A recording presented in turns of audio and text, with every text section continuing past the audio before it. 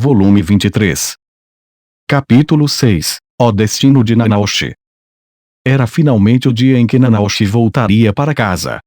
Os únicos presentes na sala de teleportação eram Perugios e eu. Nanaoshi insistiu que não queria uma multidão aqui para vê-la partir. Ela disse que já havia se despedido, então deve tê-los visto exatamente da maneira que queria se lembrar deles. Nossa formação era a mesma de antes. Eu era o tanque de mana que alimentava tudo, enquanto Perugios e seus espíritos dirigiam e mantinham o fluxo. Nanaoshi estava no centro do círculo mágico. Ela estava de frente para mim, vestida em trajes de viagem com uma enorme mochila nas costas. Ela estava cheia de uma vasta gama de itens para prepará-la para o que poderia encontrar do outro lado. Nenhum de nós jamais havia se aventurado fora das fronteiras do Japão antes de vir para cá. Por isso, ela também levou alguns itens que poderia trocar pela moeda local, independentemente de onde fosse parar, juntamente com sua identidade, cristais mágicos e pergaminhos. Quem sabe se essas duas últimas coisas funcionariam no local para onde ela estava indo. Tudo que ela podia fazer agora era confiar em sua inteligência e coragem para superar o resto. Nanaoshi e eu trocamos um último olhar. Não dissemos nada. Todas as palavras que precisavam ser ditas já haviam sido ditas na noite passada. Rudeus! Perugios gritou, sua voz ecoando pela sala. Você está preparado? Parecia mais uma ordem do que uma pergunta. Pressionei minhas mãos contra o aparelho de teletransporte. A mesma rotina, sem mudanças. Eu já havia praticado isso várias vezes. Não podia afirmar que todas elas haviam sido bem-sucedidas, mas sempre que falhávamos, localizávamos o problema e refinávamos o processo para que o erro não se repetisse. Perugios e eu éramos veteranos nisso. Certo, não vamos exagerar. Eu sou apenas a bateria aqui. Pronto, eu disse. Nanaoshi, presumo que você esteja preparada. Perugios perguntou, sua voz estrondosa mais uma vez tornando a pergunta mais imperativa. Nanaoshi assentiu com a cabeça. Sim, Lorde Perugios. Obrigada por tudo. Sua gratidão é desnecessária. Você me ensinou algumas coisas divertidas. Suas palavras de despedida foram curtas e sucintas e, quando terminaram, desviaram o olhar um do outro.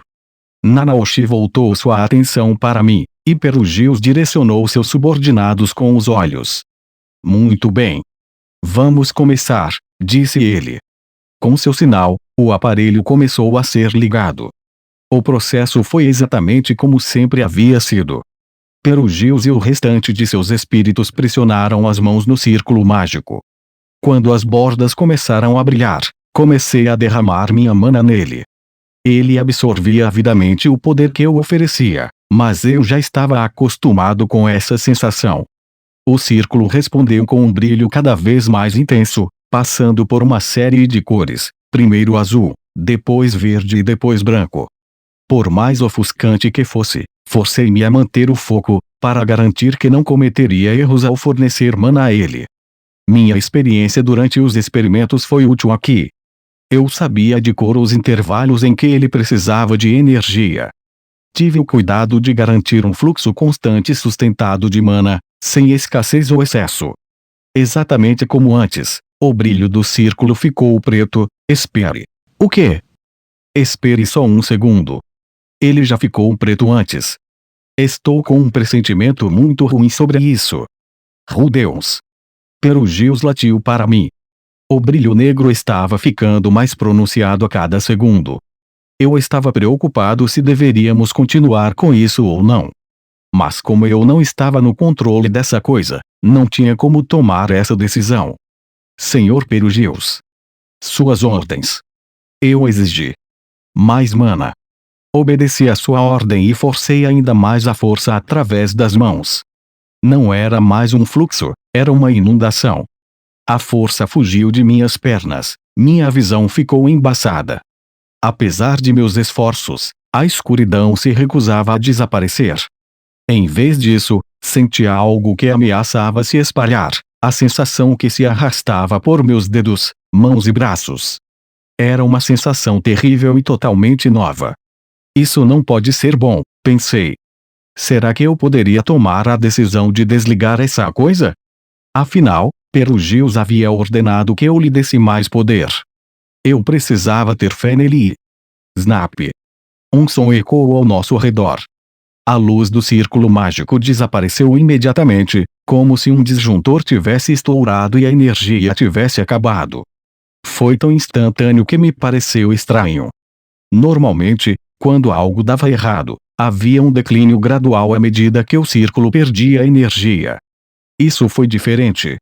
Foi quase como se algo tivesse sugado toda a mana dele antes de se extinguir. Meus lábios ficaram finos. Nem toda a luz da sala havia se apagado. Os castiçais posicionados em cada canto da sala ainda tinham uma chama dançando em cada um de seus pavios. Um silêncio ensurdecedor envolveu a sala.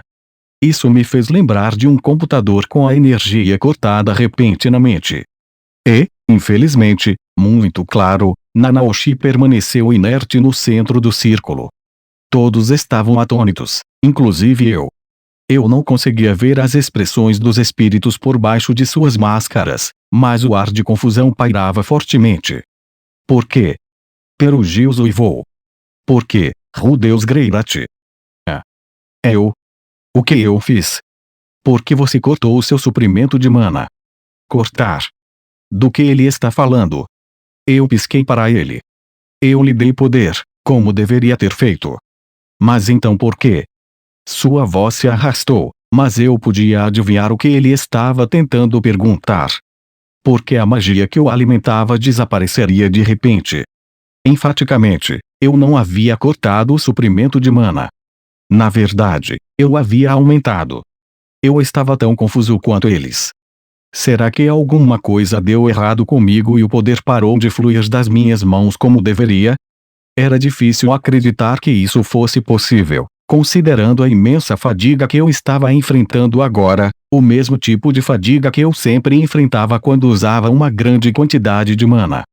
Se o suprimento de mana tivesse sido cortado, então o círculo deveria ter perdido a energia no momento em que isso aconteceu, raciocinei em voz alta. Perugius assentiu com a cabeça, pensativo. Sim, é verdade. Ele tinha mana. Por que ela não foi fornecida a nós? Foi quase como se outra pessoa tivesse interferido e aproveitado o círculo. Inspecionei o círculo. Havia uma pequena fissura no padrão. Será que algum tipo de inseto havia conseguido romper a estrutura, causando um curto-circuito? Gur. Perugius rosnou em voz baixa. Ele colocou o queixo em concha enquanto contemplava o significado de tudo isso. Nanaoshi saiu silenciosamente do círculo. Tirando as alças de sua mochila do ombro, ela colocou a pesada carga no chão. Em seguida, caminhou rigidamente em direção à porta, saindo completamente da sala de teleporte. Olhei de relance para Perugius. Ele ainda estava perdido em pensamentos. Seus servos estavam indiferentes. E agora? Eu também queria saber a causa dessa falha, mas... Não, deixe isso para o Perugius. Eu corri atrás de Nanaoshi. Nanaoshi estava em seu quarto, sentada na cama. Seus ombros estavam caídos e sua cabeça pendurada. Era difícil entender sua expressão com o rosto virado para baixo. A atmosfera irradiava exaustão e resignação. Em contraste, não fiquei tão chocado.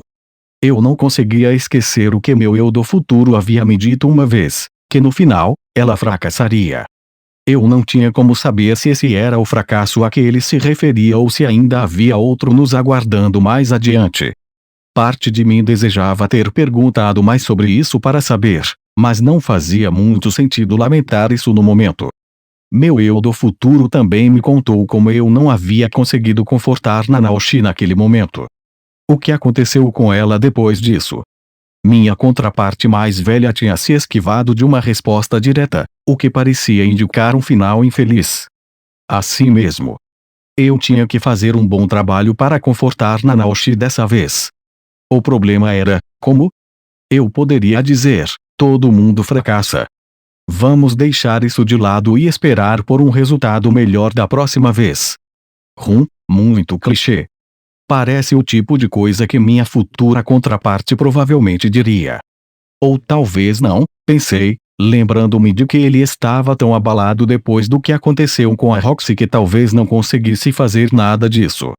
É possível que, em vez disso, ele tenha dito algo muito pior, levando Nanaoshi ainda mais ao desespero.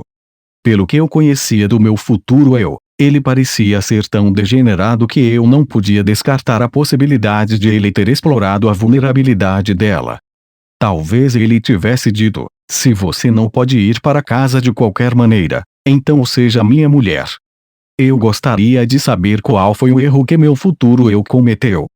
Assim, eu teria uma ideia do que fazer. Não, eu precisava pensar sobre isso sozinho. Havia uma opção errada aqui, e eu tinha uma curiosidade ardente sobre qual seria. A vida normalmente não era assim, não era um videogame. Eu tinha que encontrar minhas próprias palavras para consolá-la. Fiquei pensando. Como eu normalmente faço isso? A primeira coisa que me veio à mente foi quando eu consolava a Sophie. Certo. É isso, primeiro eu me sento ao lado dela. Depois, coloco um braço ao redor de seus ombros. Foi assim que você seduziu aquelas 3. Nanaoshi interrompeu. Ela levantou a cabeça e me olhou fixamente. Ah! Acho que ela tem razão. Isso é meio sexual, hein? Erro meu. Retirei apressadamente a mão que estava pairando sobre seu ombro, pronto para dar um tapinha. Ela me cortou antes mesmo que eu pudesse fazer contato visual. Cruzei as mãos em meu colo.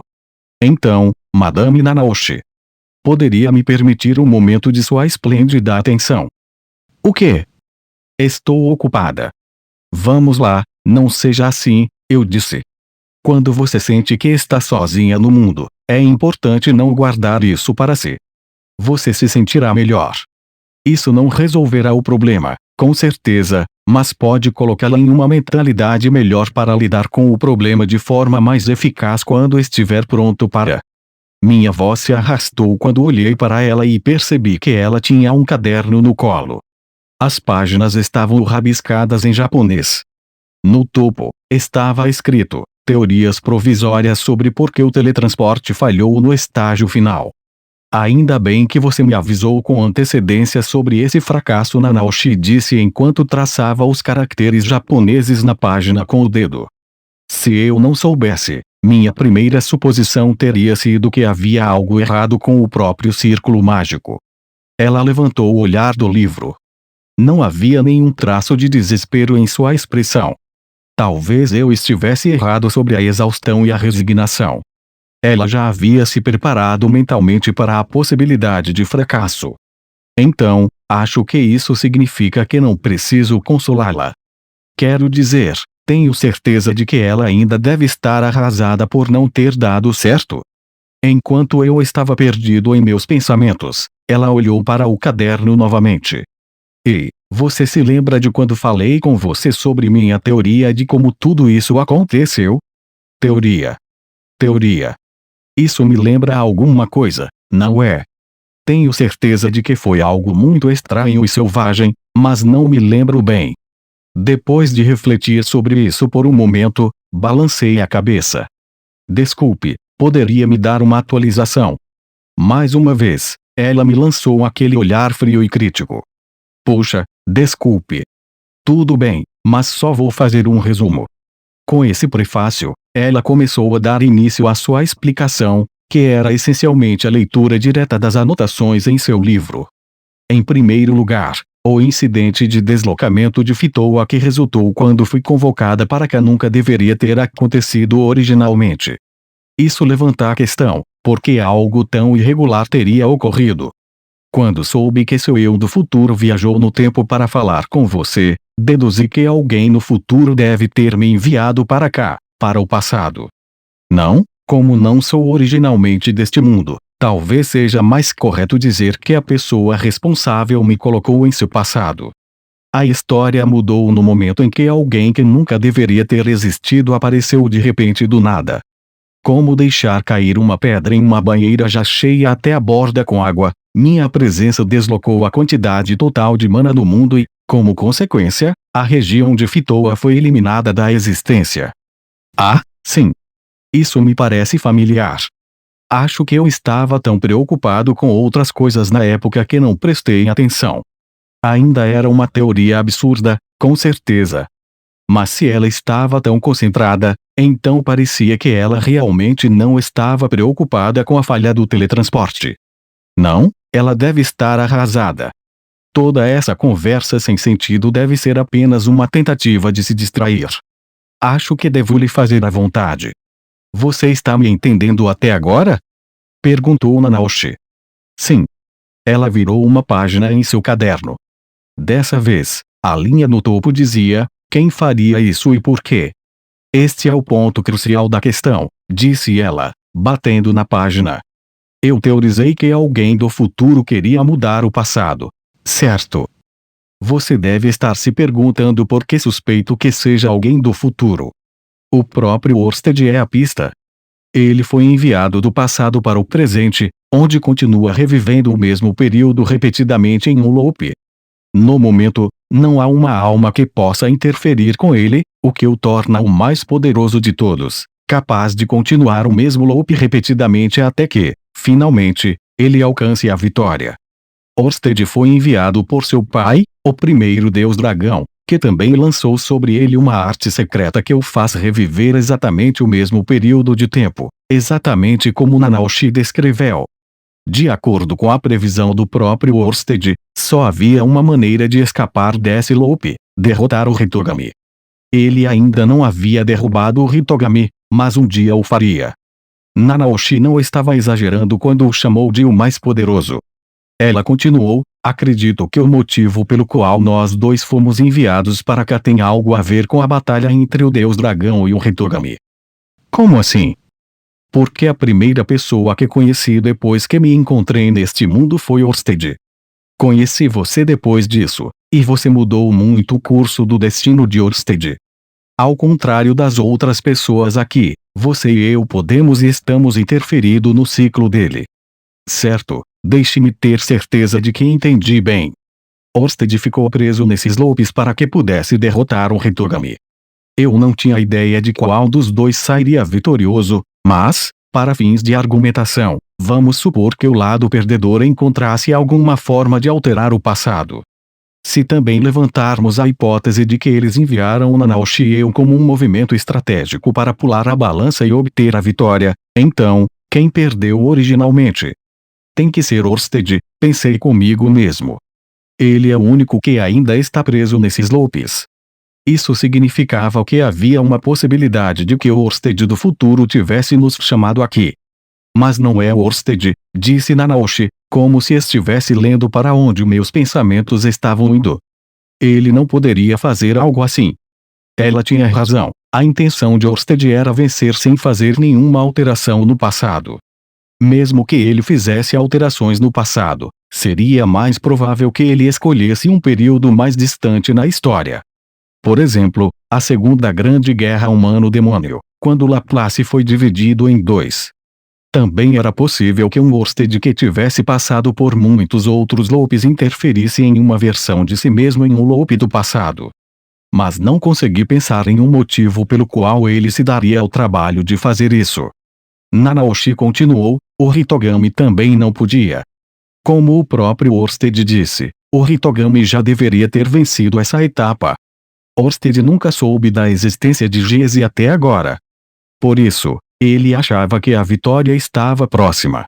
Ele não tinha como saber que tropeçaria em uma pedra aparentemente insignificante ao longo do caminho. Se não fosse por nossa presença neste circuito, sua derrota já estaria garantida. Essa foi mais uma prova de que o Hitogami não tinha incentivo para mudar o passado. Então, quem faria isso? E por quê? Perguntei. Essa é a pergunta, não é? Tenho que começar o que vou dizer a seguir admitindo que isso é apenas uma conjectura de minha parte, mas... Novamente, ela bateu com o dedo no livro, apontando para um nome que estava escrito na página. Shinohara Akito. Imediatamente abaixo dele estava o nome Kuroki Seiji, mas ela o havia arriscado, escrevendo outro nome ao lado dele, Rudeus Greirat. Ontem, quando soube de sua verdadeira identidade, lembrei-me de algo. Quando o acidente aconteceu, aqui, Shinohara me abraçou. Você salvou Kuroki Seiji, então ele estava fora do caminho do caminhão. Suspeito que ele provavelmente não foi enviado para cá. Apenas 3 de nós foram atingidos na colisão. E 2 de nós estão aqui juntos agora. A última pessoa restante não está em lugar nenhum. Você apareceu neste mundo 10 anos antes de mim. Acho que isso significa que nós 3 fomos enviados para períodos de tempo diferentes aqui. Bem, para ser mais preciso, eu reencarnei, não fui enviado. Não que isso faça muita diferença, eu acho. E se você veio para cá antes de mim, então não haveria nada de errado se Shinohara viesse para cá em uma data ainda mais recente. Muito, muito mais longe no futuro, onde ele conheceu Orsted. Vamos supor que essa tenha sido a primeira vez que algo mudou nos lopes de Orsted, e que ele e Shinohara tenham se tornado companheiros. No entanto, Orsted percebeu depois que não tinha como derrotar o Hitogami. Então, ele tomou outras medidas para garantir sua vitória. Assim, alguém do futuro mudando o passado, não é? Espere, interrompi, você está dizendo que isso tem a ver com o motivo pelo qual a região de Fitoa foi totalmente obliterada. Porque esse Shinohara é uma espécie de Esper com super habilidades que lhe permitem mudar o passado. Não, nada disso. Mas acho que ele teria conhecido várias pessoas diferentes, assim como eu. Não seria estranho se ele tivesse encontrado alguém que pudesse alterar o curso da história. Sua voz se arrastou. Uma criança abençoada. As palavras surgiram imediatamente em minha cabeça. Isso nunca me ocorreu quando vi a força sobre-humana de Zanoba, mas a criança abençoada em Melis podia ver as memórias de uma pessoa simplesmente olhando em seus olhos. Não me pareceu muito exagerado supor que poderia haver uma criança abençoada por aí com a capacidade de alterar o passado de alguma forma. Se eu não tivesse conhecido meu futuro eu, provavelmente teria vivido a vida miserável detalhada em seu diário. Isso não significaria que o passado já havia sido alterado uma vez. Não parecia real para mim que isso fosse possível, mas, por outro lado, não podia descartar essa possibilidade. Afinal, de alguma forma, eu havia reencarnado aqui e Naoshi havia sido enviada do nosso mundo para cá. Será que alterar o passado era tão absurdo em comparação? Eu acariciei meu queixo em pensamento. Orsted disse que tinha alguma pista sobre quem poderia ser essa pessoa? Sim, ele disse. Ele disse que é uma criança abençoada que pode reverter o tempo de um objeto. Não era bem isso que eu tinha em mente quando fiz a pergunta, mas se encaixava na teoria de Naoshi sobre uma criança abençoada com habilidades de manipulação do tempo. No entanto, continuou Naoshi, ele também disse que o destino da criança abençoada era tão mais fraco do que o de qualquer outra pessoa que ela morria sem nunca poder fazer nada. E você acha que Shinohara Kito interveio e a salvou? Parecia que as peças do quebra-cabeça que ela havia me dado estavam começando a se encaixar. Esse Shinohara teria se encontrado com a criança abençoada e também com Orsted. Poderíamos inferir, então, que eles haviam de alguma forma desenvolvido um implemento mágico que lhes permitia ampliar os parâmetros dos poderes dessa criança abençoada. Isso faria o maior sentido, já que se alinhava com nossas próprias experiências. Naoshi havia colaborado com Perugios para criar um aparelho de teletransporte ainda mais poderoso. Da mesma forma, eu havia conhecido Cliff Zanoba e criamos minha armadura mágica. Poderíamos então supor que, com a ajuda desse implemento mágico, eles conseguiram alterar o passado. Nada disso respondeu à pergunta real. Então, eu tive que perguntar: o que isso tem a ver com a falha do seu teletransporte? Eu esperava que você perguntasse isso.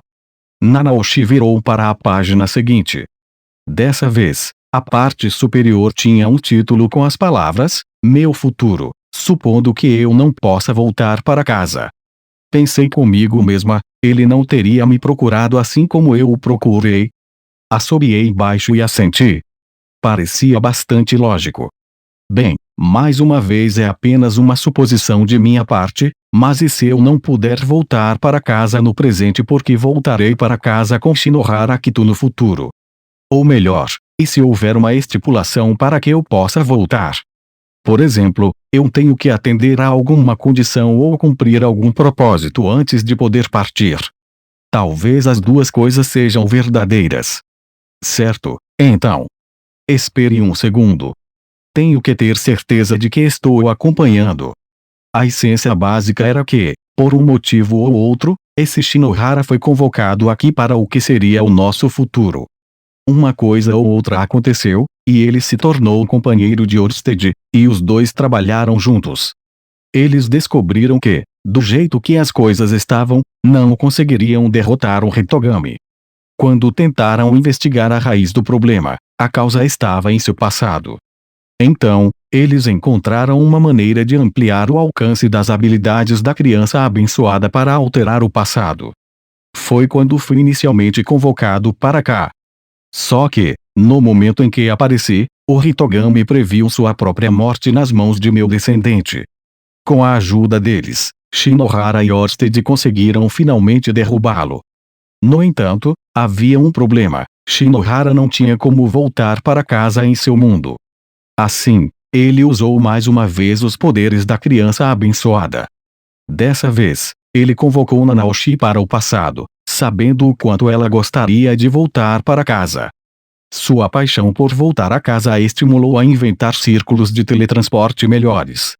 Eu só poderia supor que, quando eles a convocaram, talvez tenham sido um pouco imprudentes demais na forma como alteraram o passado, destruindo assim a região de Fitoa. Só esse pensamento já me deixou furioso com esse tal de Shinohara. Se tudo que Nanaoshi supunha fosse verdade, ele havia destruído aquela terra e inúmeras vidas por causa de seu próprio egoísmo.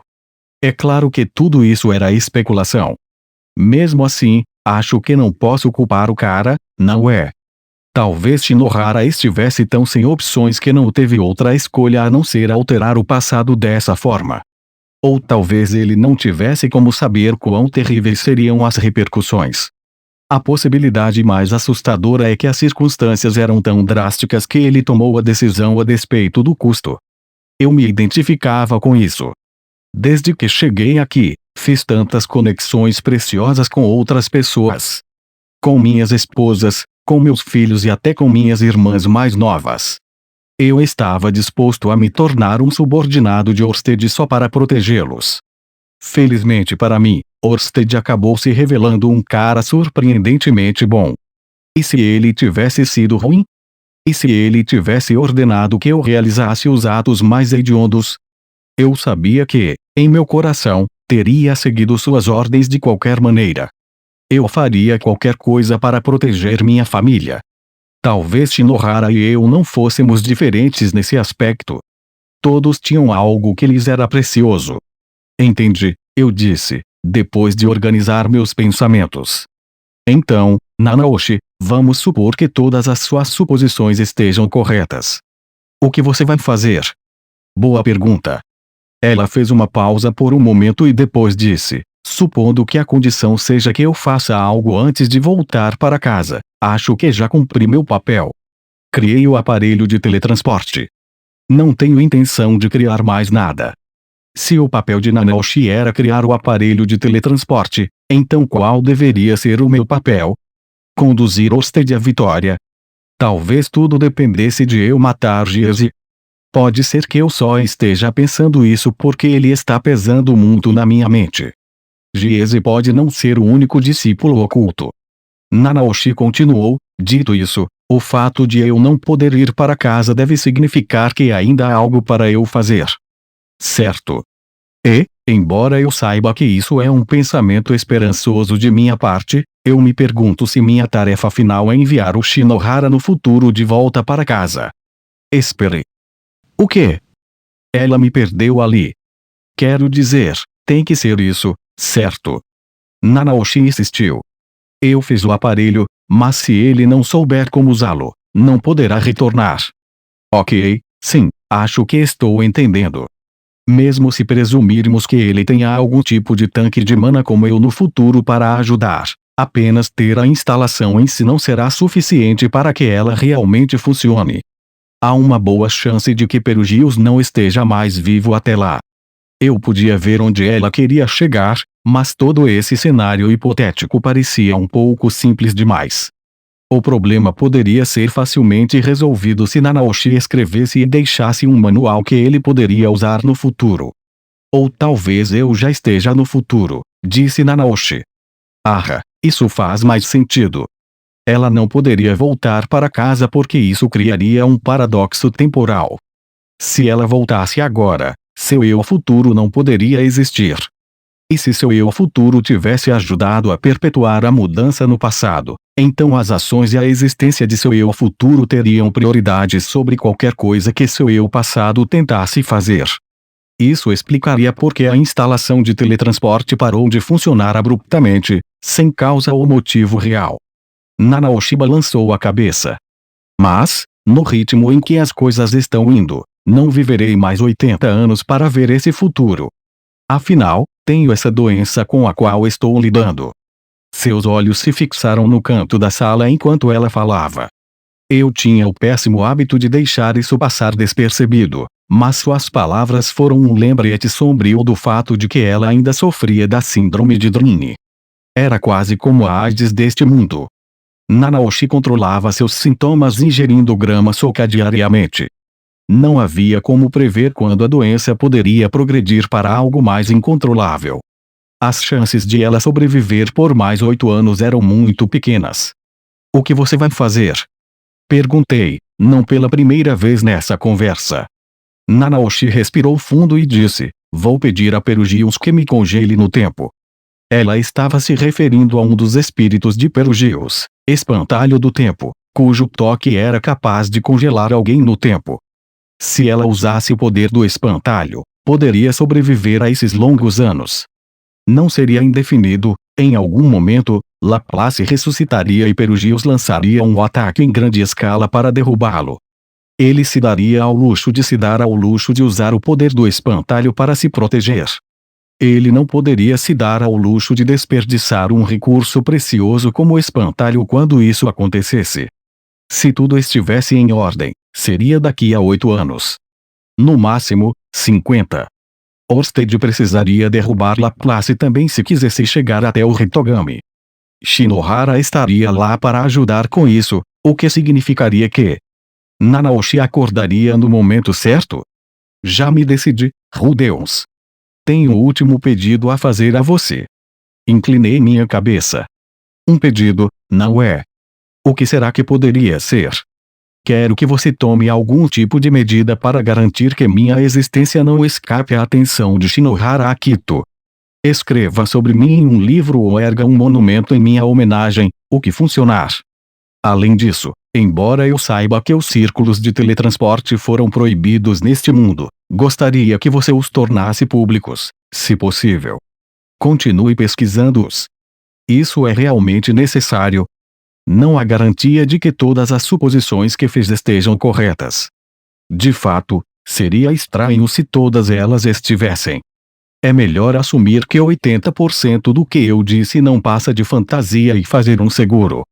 Dessa forma, se tudo que eu disse estiver errado, ainda poderei encontrar um caminho de volta para casa quando acordar.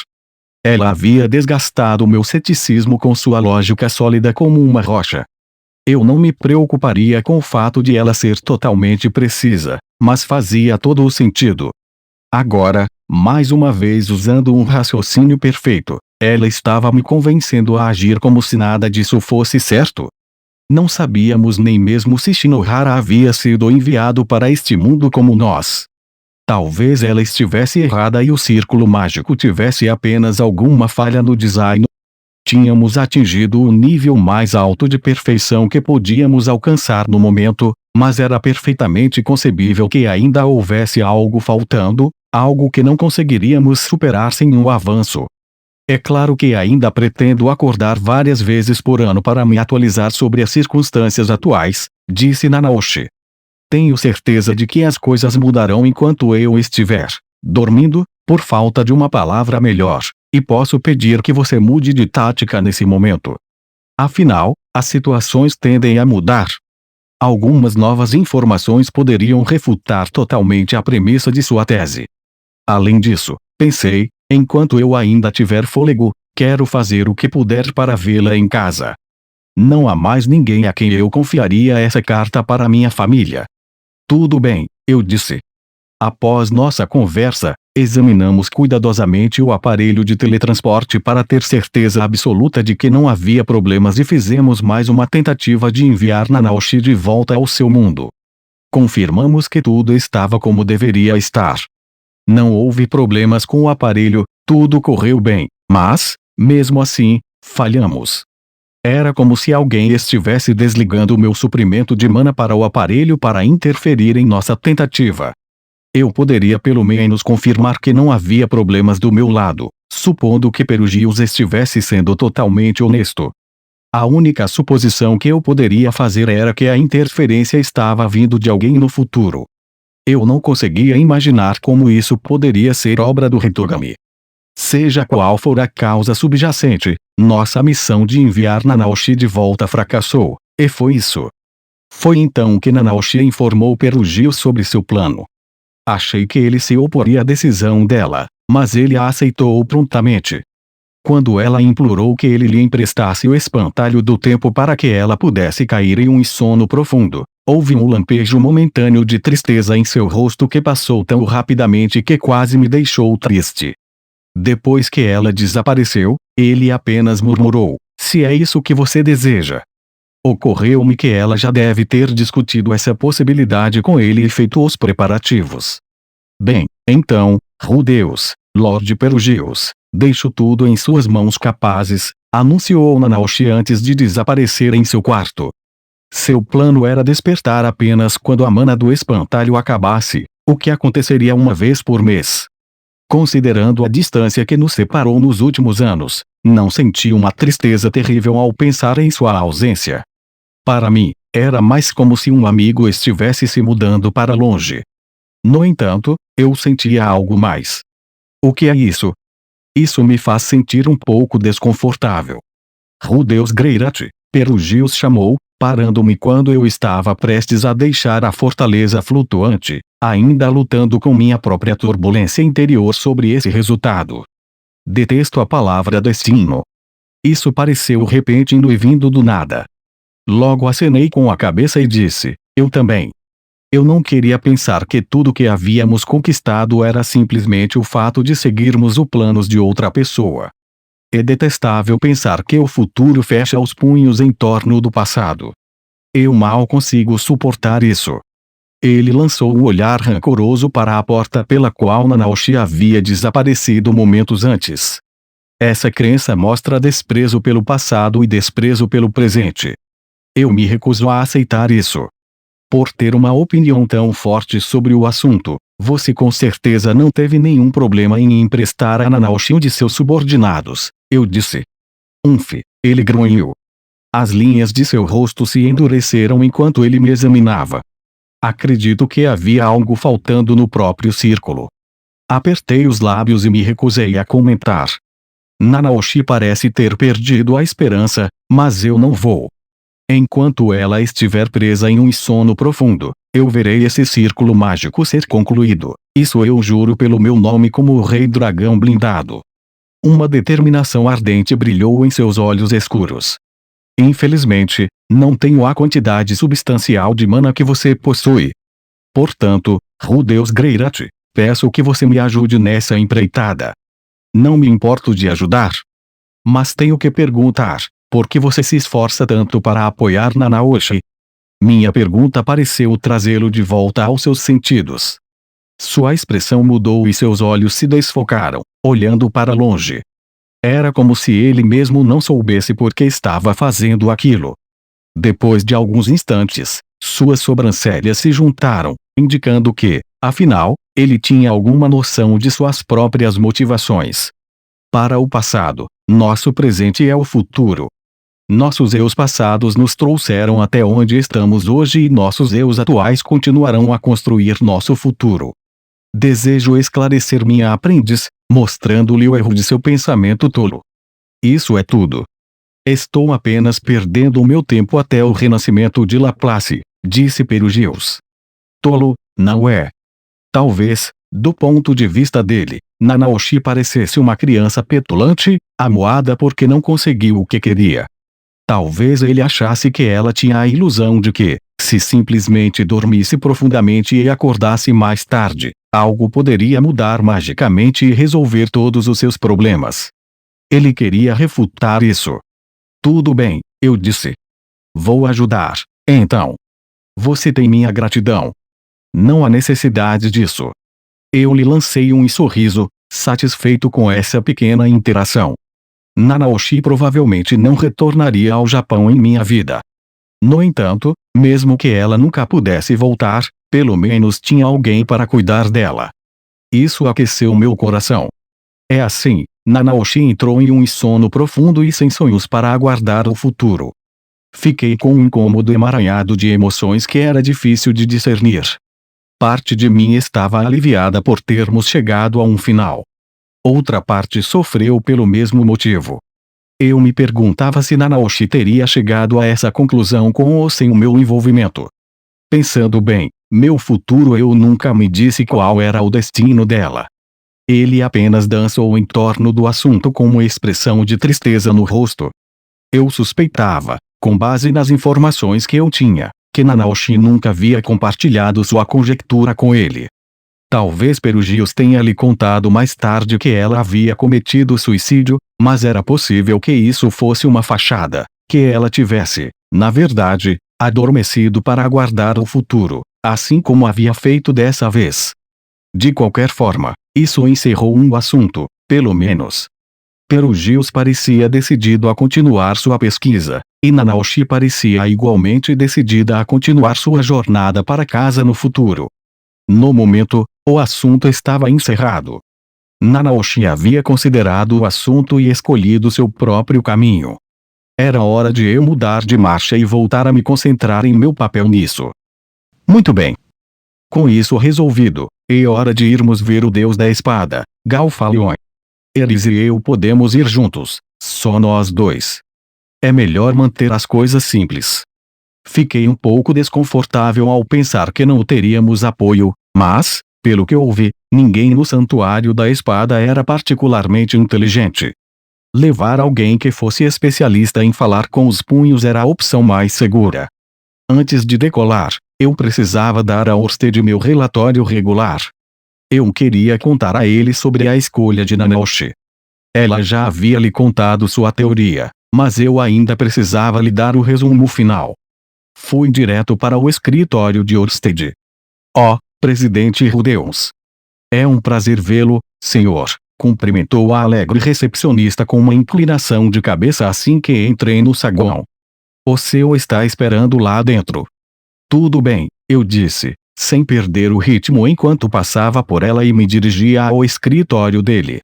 Quando entrei, certifiquei-me de fechar educadamente a porta atrás de mim antes de me virar para encará-lo.